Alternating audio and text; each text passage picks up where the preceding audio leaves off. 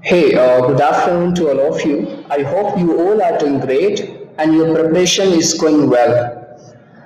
काफ़ी स्टूडेंट्स ने क्वेरीज की कि एक सेशन मेडावल इंडिया पर भी लाया जाए. इट मींस मेडावल इंडिया के क्वेश्चन प्रैक्टिस स्टार्ट किए जाएं. हम आज मेडावल इंडिया को देखेंगे through the question practice, through the questions. Medieval India क्या था, कब फ्लरिश हुआ और कितने पार्ट्स में डिवाइड किया. मेडावल इंडिया को देखने के लिए हम सबसे पहले डायरेक्टली क्वेश्चन पे कूदने के बजाय हम पहले एक ओवरव्यू लेंगे कि मेडावल इंडिया कितने पार्ट्स में डिवाइड हुआ और कैसे कैसा इसका पूरा सिस्टम रहा. मेडावल इंडिया को जब हम देखेंगे, मेडावल इंडिया यानी मेडावल पार्ट, तो इसको दो पार्ट्स में डिवाइड कर दिया गया. First is early medieval India and second is late medieval India. Early medieval India की जब हम टाइम पीरियड की बात करते हैं तो ये रहा 600 से 1206, ये इसका टाइम पीरियड रहा. जब बात करते हैं हम लेट मेडावल इंडिया की, इसका रहा 1206 से लेकर के 1526 यानी 1206 से लेकर 1526. ये लेट मेडावल पीरियड के अंदर आता है, जिसमें कि 1206 से जब देखोगे आप एक स्लेव डायनेस्टी दिल्ली सल्तनत का आगाज हो चुका होता है 1206 से, जिसमें कि स्लेव डायनेस्टी सबसे पहली डायनेस्टी उभर करके आती है. लेकिन आप ये समझते हो कि 1206 से ही मेडावल पीरियड की शुरुआत हुई है, लेकिन ऐसा नहीं है. उससे पहले 602 में मेडावल पीरियड की नॉर्थ इंडिया में स्टार्ट होता है. इसीलिए ये अर्ली स्टेज कहा जाता है मेडावल इंडिया का. That is 600 to 1206 and late 1206 to 1526. Okay. अच्छा, जब बात करते हैं हम अर्ली की, तो अर्ली का क्या हुआ. एक फेमस रूलर हुआ करते थे प्रतिहारा यानी हर्ष. जब हर्ष का डेथ होता है तो नॉर्थ इंडिया एक डिक्लाइन पावर पर आ जाती है. फिर वहां से इसकी पावर डिवाइड होने लगती है. इसके बाद अर्ली में 3 स्टेजेस बनती हैं. First is Pratihara, that is Rashtrakutas और तालुकाज. ये 3 सब टॉपिक्स में डिवाइड होता है. अर्ली स्टेज जो कि प्रतिहारा नॉर्थ इंडिया को डेडिकेटेड है, और तालुकाज ये बंगाल में रहा, और राष्ट्रकूटाज ये अपने सदर्न इंडिया में रहा. ये अर्ली स्टेज रही मेडावल इंडिया की, जो कि 600 से लेके 1206 यानी 1206 तक चला. फिर उसके बाद जब हम बात करते हैं जिसको हम लेट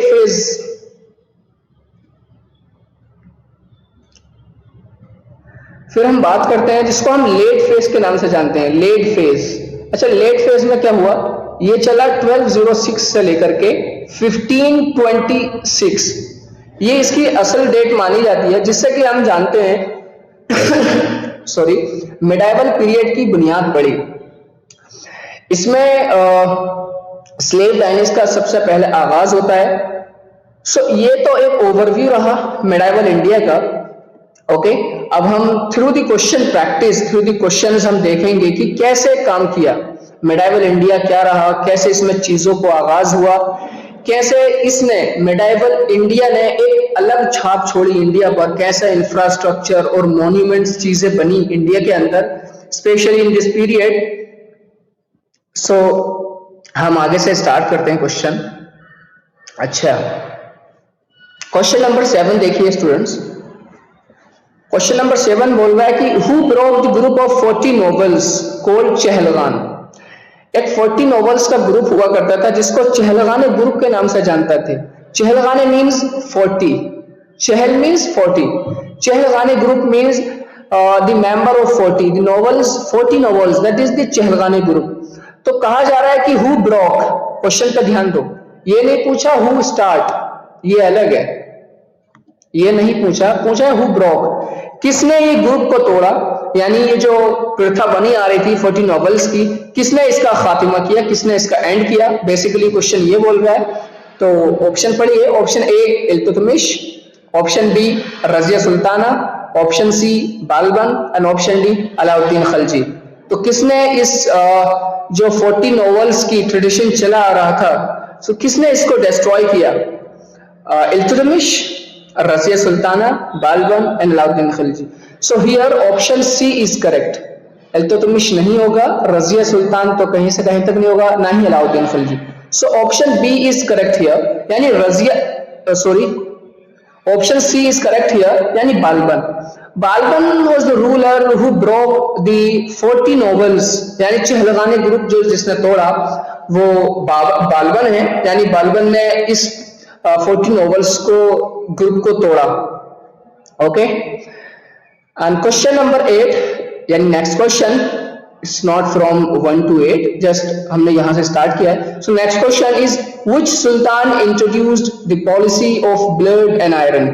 किस सुल्तान ने इस पॉलिसी को इजाद किया? कौन सी पॉलिसी? Blood and iron. अच्छा, ब्लड एंड आयरन का मतलब क्या है? इसने कहा कि जो ब्लड है वो आयरन से इसका मुबालगा किया, इसकी कंपेयर किया, नॉट मुबालगा बल्कि कंपेयर किया, और कहा कि कैसे लड़ना चाहिए ब्रेवरी के साथ। सो इसने एक पॉलिसी को इख्तियार किया जिसको ब्लड एंड आयरन पॉलिसी कहा जाता है। सो वो कौन रूलर रहा जिसने ये इंट्रोड्यूस किया और जो पॉलिसी को एक्सेप्ट किया, blood and iron? Option A Qutbuddin Aibak, option B Balban, option C Alauddin Khilji and option D Firoz Shah Tughlaq. तो बताइए स्टूडेंट, आपने पढ़ा है मेडाइवल इंडिया, सो इजीली ये क्वेश्चन कॉमन है, आपको आता होगा। नहीं आता है तो नोट डाउन कर लीजिए। जो भी क्वेश्चंस मैं करा रहा हूं अगर आपसे नहीं बनते थे वो पहले से, तो प्लीज उनको एक अलग पेज पर लिख लीजिएगा। Okay, so who introduced the policy of blood and iron? So here is Alauddin Khilji, यानी C is correct here. Next question, question number 9, Balban introduced which Persian custom in court? Balban ने एक कस्टम इजाद किया, एक कस्टम इनिशिएट किया, स्टार्ट किया अपने court में, और उस कस्टम का नाम क्या रखा? उस कस्टम को क्या जानते थे? Number A Diwan Arz, option B सजदा एंड पाइबोस, ऑप्शन सी ज़कात एंड उस्र and option D Din Ilahi. Balban ने एक प्रथा का इजाद किया, यानी एक कस्टम स्टार्ट किया अपने कोर्ट में, वो एक चीज कराता था, एक कस्टम को स्टार्ट किया। सो बोल रहे हैं कि उस कस्टम को क्या कहा जाता था? दीवान अर्ज, सजदा एंड पाइबोस, ज़कात एंड उस्र एंड दीन इलाही। सो बताइए students. Yes, option B is correct, यानी सजदा एंड पाइबोस। सजदा एंड पाइबोस ये एक कस्टम रहा जो इसने स्टार्ट किया, किसने? बालबन ने। ये याद रखना है, बालबन ने। किसने? बाबर से कंफ्यूज मत होइए इससे बिल्कुल भी।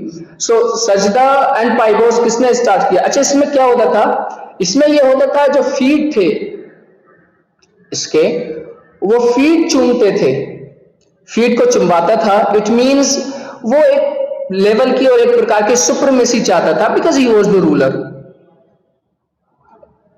सिर्फ इसीलिए ही वाज द रूलर और he was the great. So इसने ये कस्टम स्टार्ट किया, दैट इज सजदा एंड पाइबोस। Okay, next question, Balban belongs to which group before becoming sultan? सुल्तान बनने से पहले बालबन किस ग्रुप को बिलोंग करता था? Option A nobles of Khilji, option B Chahalgani of Iltutmish, option C Tughlaq nobles and option D Lodhi chiefs. So बताइए student, it's your homework. Okay, question number 10, it's your homework. Next question, who was the founder of Khilji dynasty? अच्छा, ये जो question करा रहा हूं it's important, specially Aligarh movement में और Indo Islamic culture में, यानी एएनयू के लिए खासकर ये बहुत इंपॉर्टेंट है। इंडो इस्लामिक कल्चर में 3 से 4 मेजर पोर्शन आते हैं, और ये लास्ट वन है जो हम डिस्कस कर रहे हैं अभी से। इससे पहले हमने सारा डिस्कस कर लिया है इंडो इस्लामिक कल्चर, इसमें सिर्फ यही बचा था, तो मुझे लगा कि खैर छोड़ना नहीं चाहिए। एक बार इस पे भी हम ग्लिम्स देख लेते हैं इसकी via question practice, because question practice से भी हम कुछ इसका हद तक पार्ट कर सकते हैं। और हमारे एग्जाम में सिर्फ 3 से 4 दिन बचे हैं, 12 अप्रैल को आपका एग्जाम है। So question practice it's important. और मैं चाहता हूं कि इस पे भी आपकी क्वेश्चन प्रैक्टिस की जाए ताकि ये भी आपके एकदम रिस्ट में रहे, कमांड में रहे, ताकि कोई भी क्वेश्चन आप लॉस्ट ना कर पाए अगर इंडो इस्लामिक कल्चर से आता है तो। Okay, so who was the founder of the Khilji dynasty? Khilji dynasty का कौन फाउंडर था?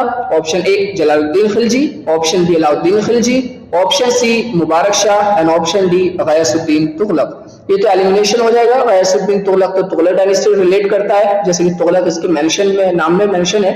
मुबारक शाह बिल्कुल नहीं। अब इन दो में बचता है, दोनों के नाम के आगे खिलजी है, so Jalaluddin Khilji, yes, option A is correct. Actually Alauddin Khilji was the successor of the Jalaluddin Khilji. Alauddin Khilji जो था वो जलालुद्दीन खिलजी के सक्सेसर थे, ना कि वो फाउंड किया उन्होंने खिलजी डायनेस्टी। सो कुछ बच्चे मैंने देखा है कि यहाँ पे कंफ्यूज हो जाते हैं और वो पैनिक होकर के अलाउद्दीन खिलजी ऑप्शन होता है तो उस पर टिक कराते हैं, उसको फिल कराते हैं, जो कि बिल्कुल गलत है। आपको इसको सीधे एलिमिनेट करना है। आपको ध्यान में रखना है कि अलाउद्दीन खिलजी नहीं है, option A Jalaluddin Khilji. Okay, next question, Alauddin Khilji is famous for. अच्छा, अलाउद्दीन खिलजी जब आप पढ़ोगे, जब आपने पढ़ा होगा मेडाइवल इंडिया, तो अलाउद्दीन खिलजी बहुत फेमस, एक फेमस रूलर के रूप में इनकी छवि प्रस्तुत की जाती है। इनकी जो ग्लिम्स है, इनकी ग्लिम्स देखी जाती है as a famous ruler in entire medieval India. So किस चीज से ये इतने फेमस है? Token currency, market control and canal irrigation and Din Ilahi. Option A token currency, option B market control, option C canal irrigation and option D Din Ilahi. So बताइए student. सो token currency तो नहीं and canal irrigation ये भी नहीं। अच्छा, जब canal irrigation पढ़ोगे आप तो तुगलक को पढ़ोगे, तुगलक डायनेस्टी में इसका बहुत प्रचलन रहा। दीन इलाही ये तो बिल्कुल नहीं, ये अकबर से रिलेटेड है। आप एलिमिनेशन यूज कर भी क्वेश्चन सॉल्व कर सकते हो, स्पेशली एमसीक्यूज को। जब बात करते हैं टोकन करेंसी को तो आप इसको तुगलक में पढ़ोगे, that is the Mohammad bin Tughlaq, हम आगे डिस्कस करेंगे। लेकिन यस, जब अलाउद्दीन खिलजी की जब बात आ जाती है तो हम बात करते हैं market control. Market control it means जब टाइम पीरियड अलाउद्दीन खिलजी का रहा तो इन्होंने मार्केट को इतना स्मूथली रन किया, ये ऐसी ऐसी पॉलिसीज लाए जिसमें मार्केट अच्छे से रन किए विदाउट लॉस, हर किसी को प्रॉफिट हुआ, यहाँ तक के प्रोड्यूसर्स को, कंज्यूमर को। इन्होंने ऐसी ऐसी पॉलिसीज एग्जिस्टेंस में लाई जिसमें कि जो बाजार था, मार्केट था, वो एक अपने उरूज पर था। सो वो कौन थे? अलाउद्दीन खिलजी। ये याद रखना है। कैनाल इरिगेशन के लिए हम किसी और को जानते हैं, फरशद तुगलक को इसका बड़ा क्रेडिट मिलता है कैनाल इरिगेशन को। उन्होंने बहुत काम किया इस पे, जो भी दिल्ली में किया। लेकिन जब बात करते हैं मार्केट कंट्रोल की, कंट्रोल सिस्टम की, मार्केट फाइनेंशियल की जब बात करते हैं, हम इकोनॉमी की जब बात करते हैं, तो Alauddin Khilji was there. Okay, so option B is correct. Next question, Alauddin Khilji's commander in South India was. अच्छा, अलाउद्दीन खिलजी सिर्फ अकेले ही पूरे इंडिया पर रूल नहीं किया, मेजर पार्ट्स पे जहां भी इनका रूल था, इनके रीजन वाइज यानी कुछ क्षेत्र में इनके कमांडर, इन्होंने अपने कमांडर को डिवाइड कर दिया था, स्पेसिफाई कर दिया था कि आपका ये इलाका है, आप यहां जाकर फ्लरिश करोगे एम्पायर को। सो क्वेश्चन कह रहा है कि साउथ इंडिया में यानी केरला की साइड अलाउद्दीन खिलजी का कौन रिप्रेजेंटेटिव रहा, कौन कमांडर रहा जिसने अलाउद्दीन खिलजी के एम्पायर को प्रोलिफरेट किया? कहां? साउथ इंडिया में। Alauddin Khilji's commander in the South India कौन था? तो बहुत फेमस है, आपने पढ़ा होगा तो आप जानोगे। Option A Ghiyasuddin Tughlaq. अलाउद्दीन खिलजी में तुगलक का क्या काम? डायरेक्ट एलिमिनेट कर सकते हो। अच्छा, मैं सिर्फ क्वेश्चन को दिखाई नहीं रहा हूं आपको, बल्कि एक अप्रोच भी बता रहा हूं, और जो कि बहुत इंपॉर्टेंट होती है, बहुत इंपॉर्टेंट रोल प्ले करती है एमसीक्यूज में स्पेशली। ये अप्रोच जो होता है ना, आपको 2 से 3 मार्क्स एडिशनली दे जाता है in the positive way. If you have a good approach to solve the MCQs, so definitely कभी कभी ऐसा होगा कि आपको नहीं आता है लेकिन आप सही कर जाओगे, and that is nothing but the magic of approach. So Tughlaq तो जाहिर सी बात नहीं होगा, एंड खिज्र खान ये भी नहीं होगा क्योंकि हमने खिलजी डायनेस्टी के फाउंडर के रूप में पढ़ा है, तो खिलजी डायनेस्टी हाँ ये मान सकते हैं अलाउद्दीन खिलजी को, लेकिन खिज्र खान सैयद डायनेस्टी से रिलेटेड है, नॉट खिलजी। सैयद डायनेस्टी के फाउंडर रहे, और अल्तुनिया ये तो बिल्कुल कट गया, ए एंड सी बिल्कुल कट गया। लेकिन हाँ ऑप्शन बी की जब हम बात करते हैं मलिक काफूर की, अच्छा जिन क्वेश्चन पता है, जिन स्टूडेंट्स को आता होगा उनके बहुत माइंड में चल रहा होगा कि कब बी पे आएंगे मलिक काफूर। आई नो तुम्हारे माइंड में चल रहा है और मैं यही चाहता हूं कि माइंड में चलना चाहिए, तुरंत ऑप्शन देख क्लिक करना चाहिए माइंड में कि इसका यही ऑप्शन है, that is the thing. Okay so Malik Kafur is there, option B is correct. Alauddin Khilji का जो कमांडर था मलिक काफूर, अच्छा मलिक काफूर ने बहुत अच्छा काम किया अलाउद्दीन खिलजी के लिए। मलिक काफूर ने पूरा जो साउथ,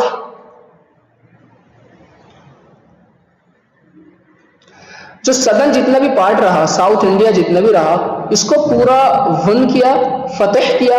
और इसमें सिर्फ यही नहीं बल्कि काफी सारे एलिफेंट को वहां से लाए और प्रीशियस स्टोन्स को लाए साथ में। सो मलिक काफूर ने एक बहुत अच्छा काम किया as the commander of Alauddin Khilji. तो इसको मत भूलिएगा, Malik Kafur was the commander that was sent in the region of South India, southern India.